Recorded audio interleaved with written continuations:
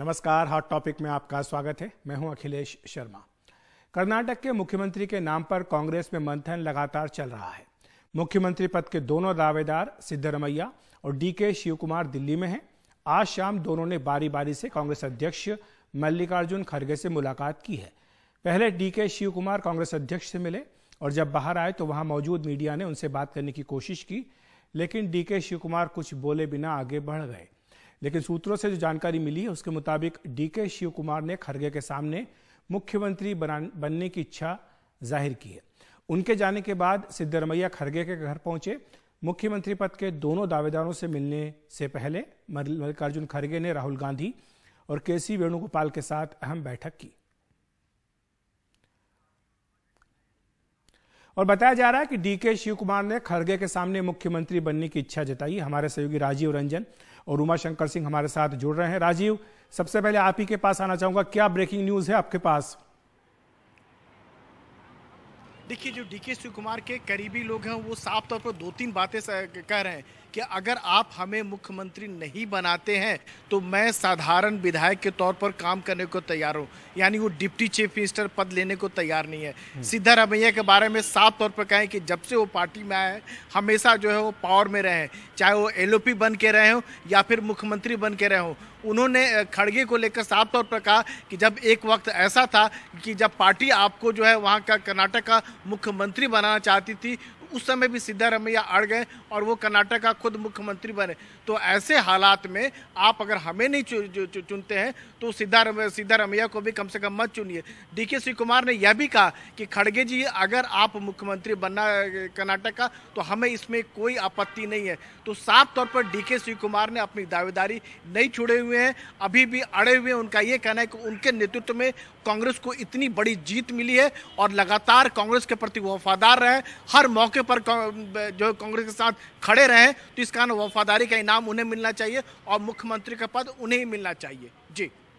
जी, तो उमाशंकर, आपसे यही समझना चाहेंगे कि जो बात राजीव कह रहे हैं कि डीके शिवकुमार बोला है साफ साफ दो टूक कि मुख्यमंत्री वही बनना चाहते हैं, और फिर उन्होंने ये भी कह दिया कि अगर उन्हें मुख्यमंत्री नहीं बनाया जाता तो वो एक साधारण विधायक के तौर पर रहेंगे, यानी डिप्टी सीएम का जो फार्मूला है वो भी एक तरह से खारिज करते हुए दिखाई दे रहे हैं। और फिर तीसरा उन्होंने एक दांव ये भी चल दिया कि अगर वो उन्हें ना बनाए तो खड़गे जी खुद सीएम बन जाए। तो ये सारी बातें सामने आ रही है, किस तरह से कांग्रेस इसको ले रही है? कांग्रेस के सूत्र आपको क्या बता रहे हैं? जी देखिए, राजीव ने अहम जानकारी दी है। उसमें एक बात और हमारे सूत्रों ने हमें बताया है कि क्योंकि खड़गे के नाम का प्रस्ताव उन्होंने रखा है, ये कहा है कि अगर आप बन जाएं तो बेहतर है। उसके साथ साथ ये भी प्रैक्टिकल एक बात है क्योंकि एलओपी ऑलरेडी राज्यसभा में खड़गे हैं, इसके अलावा वो पार्टी प्रेसिडेंट हैं, अभी बनाए गए हैं। तो ऐसे में शायद उनका मुख्यमंत्री बनकर कर्नाटक जाना संभव न हो, इसलिए डीके शिवकुमार की तरफ से ये भी एक प्रस्ताव रखा गया कि किसी तीसरे को आप मुख्यमंत्री बना दें। तो ये सारी बातें ये बताती हैं कि डीके शिवकुमार जो हैं अपने पोजीशन पे अड़े हुए हैं। वो ये कह रहे हैं कि अगर उनको मुख्यमंत्री नहीं बनाया जाता तो साधारण विधायक के तौर पे काम करने को तैयार हैं, लेकिन सिद्धरमैया के नाम पर उनकी सहमति नहीं है। और ये भी जानकारी निकल के आई कि उनके साथ जो बैठक हुई है उसमें उनसे ये नहीं कहा गया है कि सिद्धरमैया को मुख्यमंत्री बनाए जाने का फैसला हो गया है। इस तरह की जानकारी भी सूत्रों के हवाले से निकल कर सामने आई है। लेकिन अब देखना है कि जो बैठक अभी सिद्धरमैया और खड़गे की चल रही है वो भी काफ़ी लंबी चली है, और अगर सब कुछ तयशुदा पहले से हो गया होता तो शायद ये बैठक इतनी लंबी नहीं चलती। लेकिन पेंच अभी भी अखिलेश जो अड़ा हुआ है और इसलिए फैसले में देरी हो रही है। देखना है कि देर रात तक ये बैठक का सिलसिला कब तक चलता है और क्या सोनिया गांधी के साथ बैठक या फ़ोन पे बातचीत का जो एक बात कही जा रही है, क्या आज ही वो होती है या इसके लिए कल का वक्त चुना जाता है। जी, निहाल भी हमारे साथ है। निहाल, जिस तरह से शिवकुमार अड़ गए हैं, आपको क्या लग रहा है कि अगर उन्हें सीएम नहीं बनाया जाता तो फिर किस तरह की परिस्थितियां आगे बन सकती हैं कांग्रेस के लिए कर्नाटक में? देखिए, इस बार डीके शिवकुमार ने बिल्कुल ठान लिया है कि उन्होंने जितने सैक्रिफाइसेस किए हैं, ऐसे में उन्हें मुख्यमंत्री बनाया जाए, और अगर उन्हें नहीं बनाया जा रहा है तो कम से कम सिद्धरमैया को ना बनाया जाए। उन दोनों के बीच में ऐसे भी काफ़ी लंबे समय से मुख्यमंत्री पद को लेकर तकरार रही है। ऐसे में एक तीसरा नाम सामने आया है और उन्होंने खुद ही इसका दावा किया है। जो जानकारी हमें मिली है वो है जी परमेश्वर, जो कि शेड्यूल कास्ट के बड़े नेता हैं। 1989 से कांग्रेस पार्टी से जुड़े रहे हैं, राज्य में उप मुख्यमंत्री रह चुके हैं, कर्नाटक के गृह मंत्री रह चुके हैं, वरिष्ठ कांग्रेस नेता हैं, तुमकुरू से उनका संबंध है और उन्होंने भी कहा है कि अगर पार्टी आलाकमान उन्हें मुख्यमंत्री पद की जिम्मेदारी देती है तो वो पीछे नहीं हटेंगे। यानी कई सारे विकल्प खुल गए हैं। इधर वीरशैव लिंगायत समाज का कहना है कि 47 उम्मीदवारों को उन्होंने टिकट दिया था वीरशैव लिंगायत समाज से और ऐसे में 34 उसमें से चुन करके आए हैं। वीरशैव लिंगायतों ने जम करके कांग्रेस के लिए वोटिंग की है तो उन्हें भी कंसीडर किया जाए। लेकिन एक बात मैं आपको बता देना चाहता हूं अखिलेश जी कि यहां पर सोनिया गांधी की जो भूमिका होगी वो अहम होगी। सोनिया गांधी की बात आज तक डीके शिव कुमार ने कभी नहीं टाली है। आज सुबह में देखिए, कल शाम में देखिए, जब कभी भी उन्होंने बात की, जिन संवाददाताओं से उन्होंने बात की, टिक टैक किया, अपने बगल में सोनिया गांधी की तस्वीर दिखाई और कहा कि ये उनकी मां के समान है। सोनिया गांधी जो कहेंगी उसका फैसला वही सही होगा। और डीके शिव कुमार ने एक बात साफ कर दिया है कि सोनिया गांधी का जो फैसला है वो अंतिम फैसला होगा। यानी वो चाहते हैं कि जब पावर शेयरिंग की बात हो, जब बात हो कि किस तरह से मुख्यमंत्री कौन बनेगा और किसको क्या दिया जाएगा, उस वक्त सोनिया गांधी की मौजूदगी चाहते हैं ताकि आके जाके किसी तरह की दुविधा की स्थिति पैदा न हो, चाहे सोनिया गांधी फिजिकली प्रेजेंट रहें या फिर वीडियो कॉन्फ्रेंसिंग के जरिए। तो कुल मिलाकर के सोनिया गांधी अगर इसके बीच में आ जाती हैं तो ये मामला उसी वक्त रिजॉल्व हो जाएगा, इस पूरे समस्या का समाधान हो जाएगा। मैं उम्मीद की जा रही है कि शायद आज रात में या कल सुबह ऐसा हो सकता है। उमा, आपके पास आना चाहूंगा, जो डिब्बे हैं जिसमें कि जो नवनिर्वाचित विधायक हैं उन्होंने अपने मत डाले हैं, उन डिब्बों की क्या स्थिति है? वो खुले हैं या नहीं खुले हैं? और अगर खुले हैं तो किसके पक्ष में ज्यादा वोट हैं?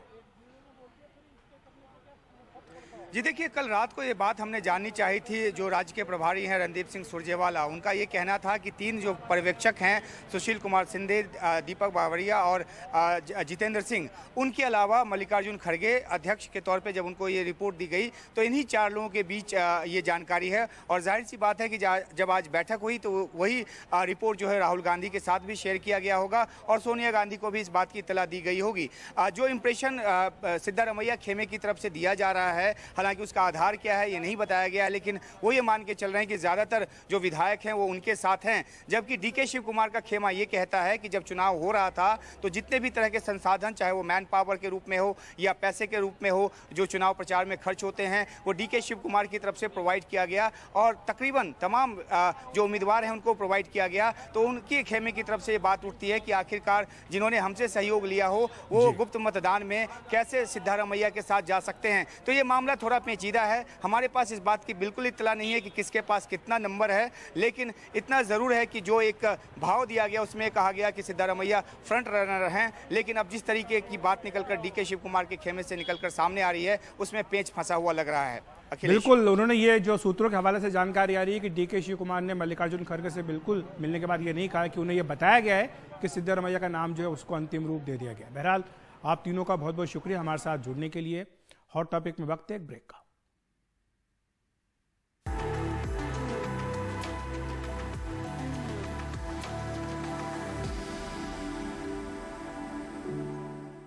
नया संसद भवन बनकर करीब करीब तैयार हो चुका है। अब इसके उद्घाटन की तैयारी है। सूत्रों के मुताबिक प्रधानमंत्री नरेंद्र मोदी नए संसद भवन का उद्घाटन कर सकते हैं।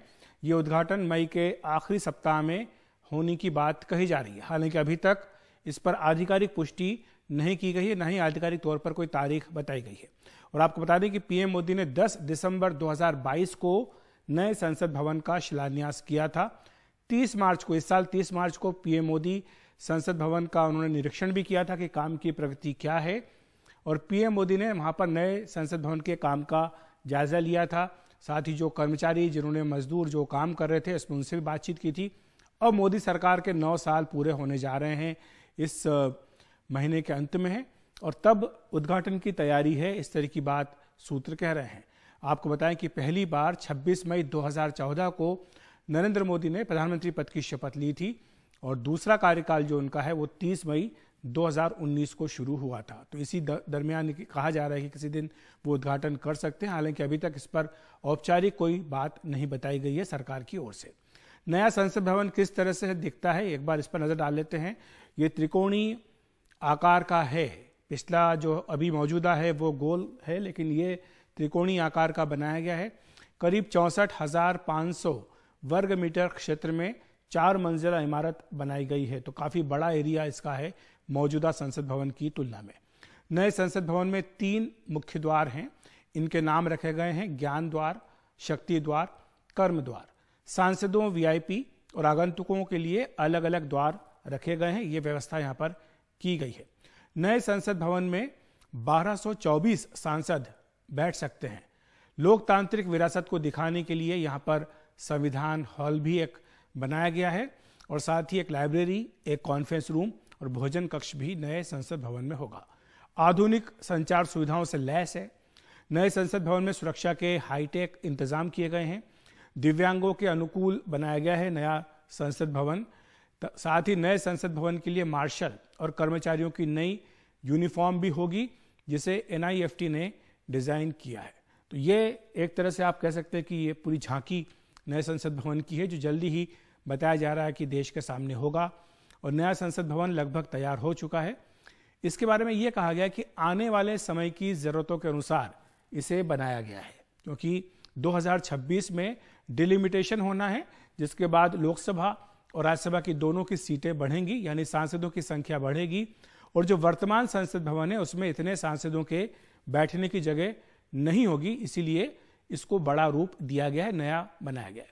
वर्तमान जो संसद भवन है करीब 100 साल पुराना हो चुका है। इसकी हालत अभी ठीक नहीं है। यूपीए सरकार के समय भी नया संसद भवन बनाने की सिफारिश हुई थी। तो अभी देखना होगा कि क्या इसी महीने के आखिर में देश को नया संसद भवन मिलता है या फिर इसके लिए थोड़ा इंतजार अभी और करना होगा। तो हॉट टॉपिक में इतना ही। नमस्कार।